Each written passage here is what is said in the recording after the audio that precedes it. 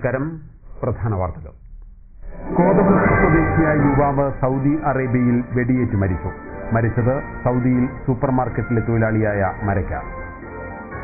Emerging കേരളയെക്കുറിച്ച് ഭരണകക്ഷി MLA-മാർക്ക് തന്നെ എതിർപ്പാണെന്ന് K Saleekha MLA. രാജ്യതാൽപര്യം ഹനിച്ചുകൊണ്ടുള്ള വികസനമല്ല വേണ്ടതെന്നും സലീഖ MLA. ഒടുവിൽ മണ്ണാർക്കാട് KSRTC ഡിപ്പോയിലെ ഡീസൽ ബങ്ക് പ്രവർത്തനം തുടങ്ങി. പുതിയ 2 സർവീസുകളും ആരംഭിച്ചു. ഭൂപരിഷ്കരണ നിയമത്തിന്റെ എല്ലാ പവിത്രതയും കളഞ്ഞുകുളിക്കുന്ന നിയമ ഭേദഗതിയാണ് 2005-ലെയും 2012-ലെയും സർക്കാർ ചെയ്തതെന്ന് CPI സംസ്ഥാന അസിസ്റ്റന്റ് സെക്രട്ടറി പ്രകാശ് ബാബു. സംസ്ഥാനത്തെ ഭക്ഷ്യപ്രതിസന്ധിക്ക് കാരണം ഇത്തരം നിയമ ഭേദഗതികളാണെന്നും പ്രകാശ് ബാബു. മഴ പെയ്തപ്പോഴേക്കും പട്ടാമ്പിപ്പാലത്തിൽ റോഡ് തകർന്നു. പാലത്തിൽ അപകട ഭീഷണി, അറ്റകുറ്റപ്പണി അനിവാര്യം. വാർത്തകളുടെ വിശദാംശങ്ങളിലേക്ക്. കോതകുറിശി സ്വദേശി സൗദി അറേബ്യയിൽ വെടിയേറ്റ് മരിച്ചു. ഒറവൻകുണ്ടിൽ പരേതനായ മൊയ്തുവിന്റെ മകൻ മരക്കാറാണ് മരിച്ചത്. 40 വയസ്സായിരുന്നു. കഴിഞ്ഞ വെള്ളിയാഴ്ചയാണ് ഒരു സൗദി പൗരൻ മരക്കാരെ വെടിവെച്ചതെന്നാണ് ബന്ധുക്കൾക്ക് ലഭിച്ച വിവരം. റിയാദിനടുത്തെ ലൈല അഫ്ലാജ് എന്ന സ്ഥലത്തെ ഒരു സൂപ്പർമാർക്കറ്റിൽ ജോലി ചെയ്തു വരികയായിരുന്നു മരിച്ച മരക്കാർ. ഷർമീനത്താണ് ഭാര്യ. സുമയ്യ, അജ്മൽ, പാരിഷ, ഹമീദ് എന്നിവർ മക്കളാണ്. മൃതദേഹം നാട്ടിലെത്തിക്കുന്നതിന് എംബസിയുമായി ബന്ധപ്പെട്ട പ്രവർത്തനങ്ങൾ നടന്നുവരികയാണ്. രാജ്യതാൽപര്യം ഹനിച്ചുകൊണ്ടുള്ള വികസന പ്രവർത്തനമല്ല വേണ്ടതെന്ന് കെ സലീഖ MLA പറഞ്ഞു. എമർജിംഗ് കേരളയെക്കുറിച്ച് ഭരണകക്ഷി MLA-മാർ തന്നെ എതിർപ്പ് പ്രകടിപ്പിക്കുന്ന അവസ്ഥയാണുള്ളതെന്നും അവർ പറഞ്ഞു. തൃക്കടീരി 16-ാം വാർഡിൽ കുടിവെള്ള പദ്ധതി ഉദ്ഘാടനം ചെയ്ത് സംസാരിക്കുകയായിരുന്നു അവർ.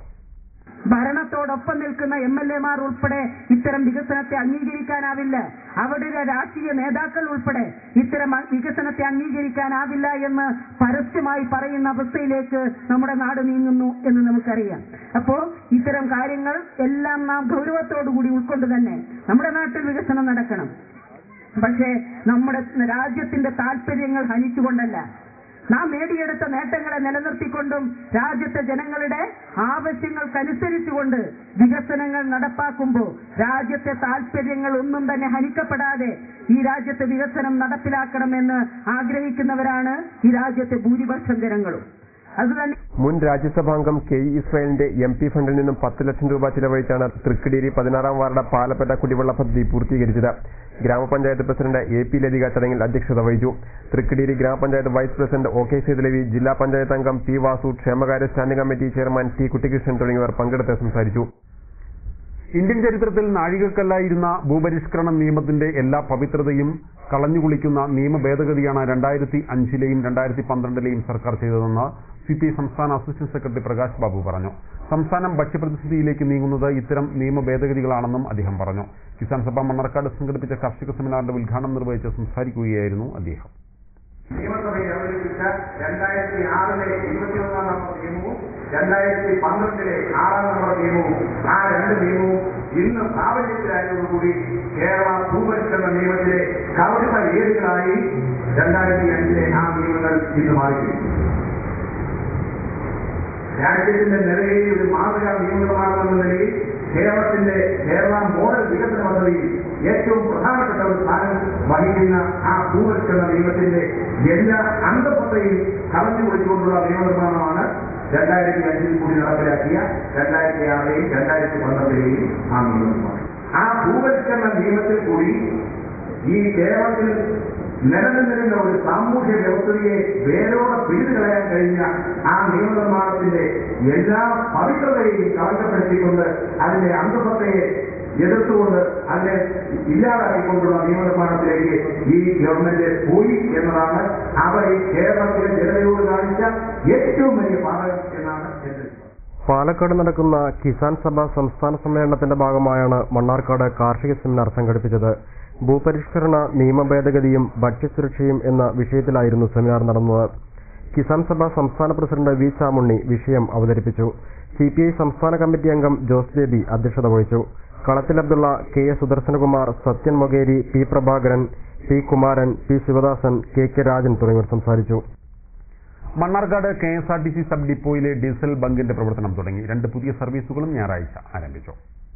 മണ്ണാർക്കാട് KSRTC സബ് ഡിപ്പോയുടെ വികസനത്തിന് ഏറെക്കാലമായി തടസ്സം നിന്നിരുന്ന ഡീസൽ ബങ്കിന്റെ പ്രശ്നമാണ് ഇതോടെ അവസാനിക്കുന്നത്.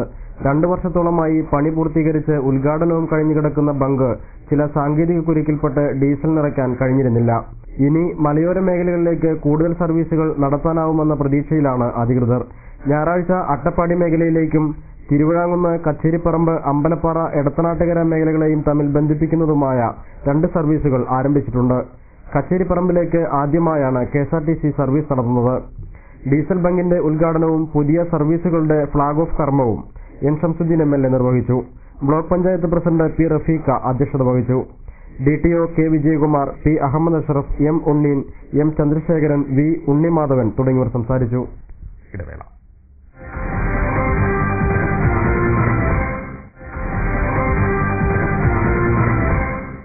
വാർത്തകൾ തുടരുന്നു. മഴ പെയ്തപ്പോഴേക്കും പട്ടാമ്പി പാലത്തിലെ റോഡ് തകർന്നു. പല ഭാഗത്തും സ്ലാബുകൾ പുറത്തു കാണുന്ന അവസ്ഥയാണ്. റോഡ് തകർന്നത് അപകട ഭീഷണിയും ഉയർത്തുന്നുണ്ട്. കഴിഞ്ഞ വേനലിൽ അറ്റകുറ്റപ്പണി നടത്തി റീടാർ ചെയ്തതാണ് പട്ടാമ്പി പാലത്തിന് മുകളിലെ റോഡ്. 10 വർഷം ഇത്തവണ ഉണ്ടായിട്ടില്ലെങ്കിലും പാലത്തിലെ റോഡ് വീണ്ടും തകർന്നു. പല ഭാഗത്തും റോഡിലെ മെറ്റലുകൾ ഇളകിപ്പോയി സ്ലാബുകൾ പ്രത്യക്ഷപ്പെട്ടു തുടങ്ങിയിട്ടുണ്ട്. റോഡ് തകർന്നത് കാരണം പാലത്തിൽ സദാസമയത്തും ഗതാഗത കുരുക്കും അനുഭവപ്പെടുന്നു. റോഡിലെ കുഴികൾ കാരണം വാഹനങ്ങൾക്ക് പാലം കടക്കാൻ കൂടുതൽ സമയവും വേണ്ടിവരുന്നുണ്ട്. പാലത്തിൽ അനുഭവപ്പെടുന്ന ഗതാഗത കുരുക്ക് നീണ്ടുപോയാൽ ടൗണിലും ഇത് ഗതാഗത സ്തംഭനത്തിന് ഇടയാക്കും. റോഡിലെ കുഴികൾ രാത്രിയിലാണ് ഏറെ അപകട ഭീഷണി ഉയർത്തുന്നത്. പരിചിതമല്ലാതെ എത്തുന്ന ഇരുചക്ര വാഹനങ്ങൾ റോഡിലെ കുഴിയിൽ വീണ് തെന്നിമറിയുന്നതും റോഡിൽ നിന്നുപോകുന്നതും പതിവ് സംഭവമാണ്. പാലത്തിലെ വഴിവിളക്കുകൾ കത്താത്തതും രാത്രിയാത്ര ഭീതിജനകമാക്കുന്നു.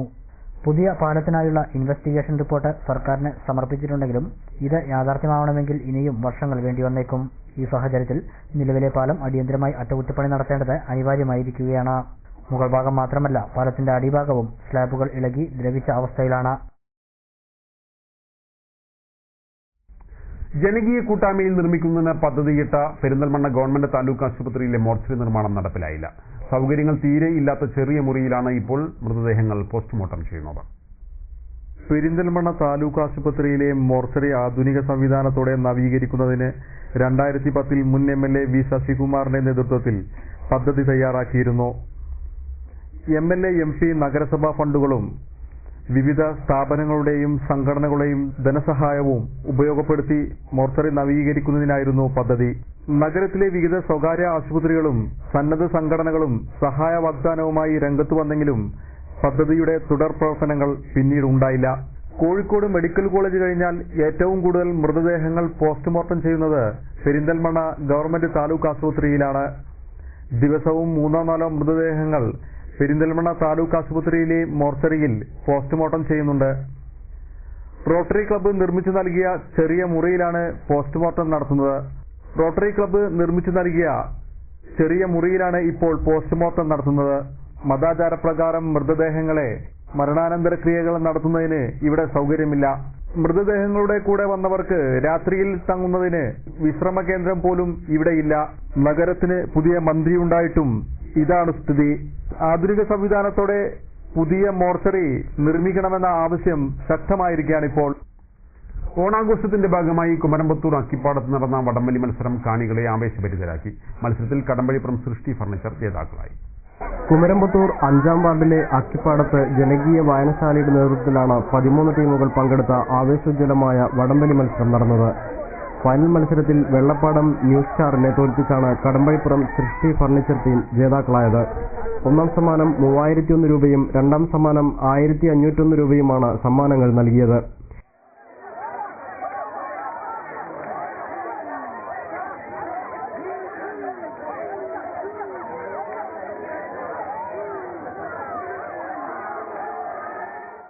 ഓണാഘോഷ പരിപാടികൾ സാഹിത്യകാരൻ KPS പയ്യനടം ഉദ്ഘാടനം ചെയ്തു. MES Kalladi college principal KK Abdurahman, KS Joseph, Musthafa Varodan, Abu Varodan, K Hamza, AK Achuthan തുടങ്ങിയവർ പരിപാടികൾക്ക് നേതൃത്വം നൽകി. വടംവലി മത്സരത്തിന് പുറമെ കുടുംബശ്രീകൾക്കുള്ള പൂക്കള മത്സരവും സംഘടിപ്പിച്ചിരുന്നു. പട്ടാമ്പിയിൽ ബാലഗോകുലത്തിന്റെ ആഭിമുഖ്യത്തിൽ വിദ്യാർത്ഥികൾക്കായി വിവിധ മത്സരങ്ങൾ സംഘടിപ്പിച്ചു. പട്ടാമ്പി ഗുരുവായൂരപ്പൻ ക്ഷേത്ര ഹാളിലാണ് പരിപാടി നടന്നത്. ശ്രീകൃഷ്ണ ജയന്തി ആഘോഷത്തിന്റെ ഭാഗമായി ബാലഗോകുലം പട്ടാമ്പി താലൂക്ക് കമ്മിറ്റിയുടെ ആഭിമുഖ്യത്തിലാണ് വിദ്യാർത്ഥികൾക്കായി വിവിധ മത്സരങ്ങൾ സംഘടിപ്പിച്ചത്. ഗുരുവായൂരപ്പൻ ക്ഷേത്ര ഹാളിൽ നടന്ന പരിപാടികൾ ബാലഗോകുലം സംസ്ഥാന സെക്രട്ടറി കെ.പി. ബാബുരാജ് ഉദ്ഘാടനം ചെയ്തു. രജീഷ്, ഗംഗാധരൻ, രഞ്ജിത്ത് തുടങ്ങിയവർ നേതൃത്വം നൽകി. ചിത്രരചന, ഗാനാലാപനം തുടങ്ങിയ ഇനങ്ങളിലാണ് മത്സരം നടന്നത്.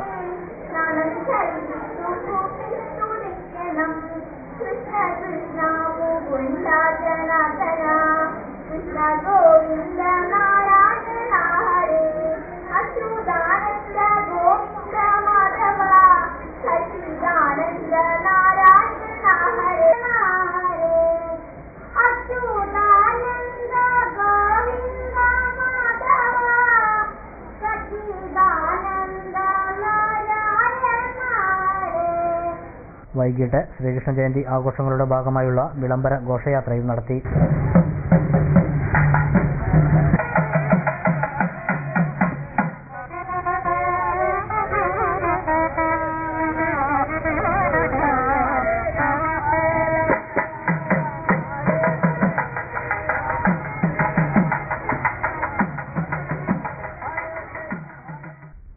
ഒറ്റപ്പാലം താലൂക്കിലെ ഗ്രന്ഥശാല ലൈബ്രറിയന്മാർക്കുള്ള ഉത്സവബത്ത സെപ്റ്റംബർ 6 വങ്ങളൂർ ഗ്രന്ഥശാലയിൽ വെച്ച് വിതരണം ചെയ്യുന്നു. താലൂക്ക് ലൈബ്രറി സെക്രട്ടറി അറിയിച്ചു.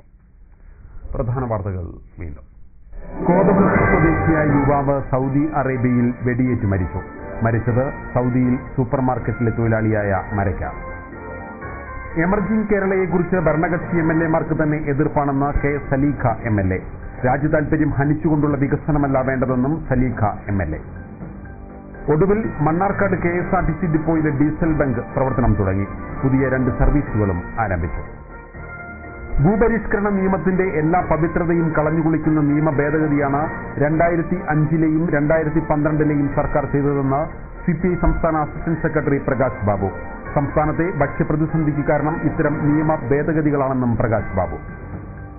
മഴ പെയ്തപ്പോഴേക്കും പട്ടാമ്പി പാലത്തിൽ റോഡ് തകർന്നു. പാലത്തിൽ അപകട ഭീഷണി, അറ്റകുറ്റപ്പണി അനിവാര്യം. ഇതോടെ ഈ വാർത്താ ബുള്ളറ്റിൻ സമാപിക്കുന്നു. നമസ്കാരം.